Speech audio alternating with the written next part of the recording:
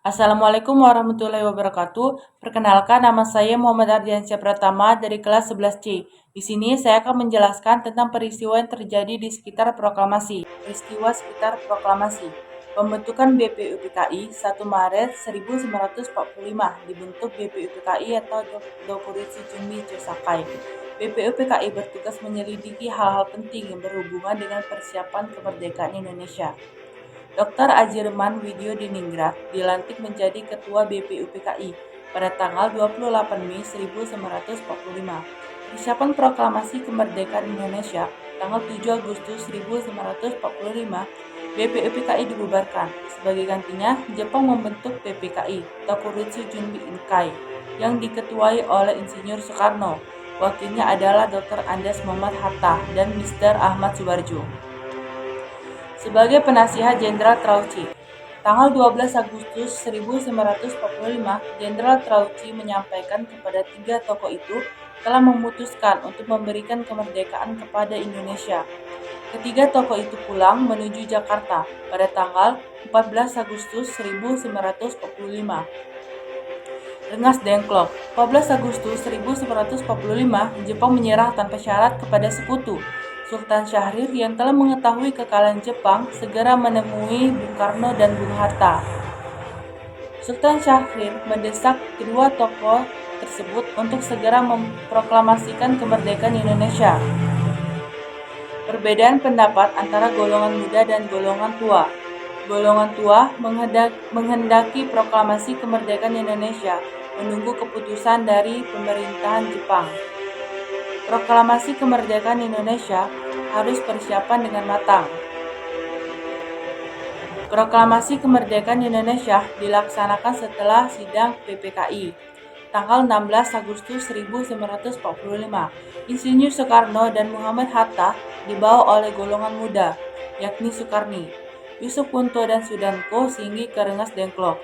Persiapan menjelang proklamasi, setelah itu diadakan pertemuan di rumah Laksamana Muda Maeda di Jalan Imam Bonjol nomor 1 Jakarta. Para tokoh merumuskan naskah proklamasi. Sebelum dibacakan, Ahmad Subarjo mengusulkan konsep kalimat pertama yang berbunyi, "Kami, rakyat Indonesia dengan ingin menyatakan kemerdekaan kami." Kemudian berubah menjadi, "Kami, bangsa Indonesia, ini menyatakan kemerdekaan Indonesia." Soekarno menuliskan konsep kalimat kedua yang berbunyi, "Hal-hal yang mengenai pemindahan kekuasaan dan lain-lain akan diselenggarakan dengan cara yang secermat-cermatnya, serta dalam tempo yang sesingkat-singkatnya." Muhammad Hatta menggabungkan kedua kalimat di atas dan disempurnakan sehingga berbunyi teks proklamasi yang kita miliki. Setelah konsep tersebut jadi, lalu dibawa ke ruang depan untuk dimusyawarahkan. Timbul masalah tentang siapa yang akan menandatangani naskah tersebut. Atas usulan Soekarni, teks ditandatangani saja oleh Soekarno, Hatta atas nama bangsa Indonesia. Naskah ini diketik oleh Sayuti Melik dengan sedikit perubahan, seperti kata tempo diganti dengan tempo, wakil-wakil bangsa Indonesia diganti dengan atas nama bangsa Indonesia. Juga penulisan tanggal menggunakan tahun Showa atau Sumera, penanggalan Jepang.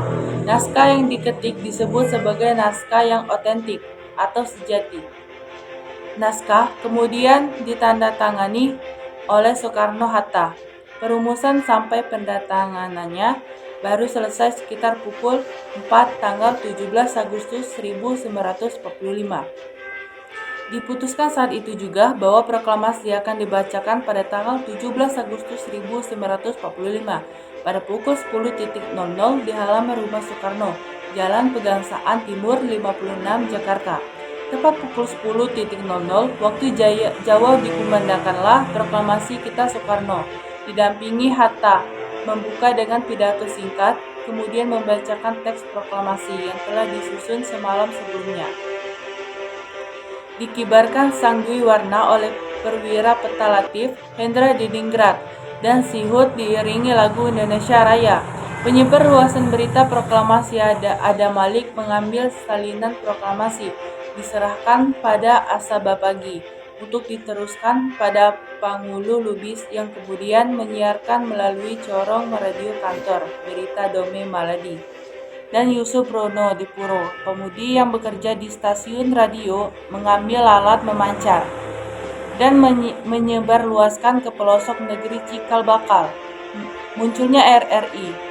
Surat kabar pertama yang memuat berita proklamasi adalah Cahaja Bandung dan Sererasa Asia. Keduanya lalu ditutup oleh Jepang. Muncul suara Merdeka Semarang dan juga menyebarkan semangat kemerdekaan. Reaksi rakyat.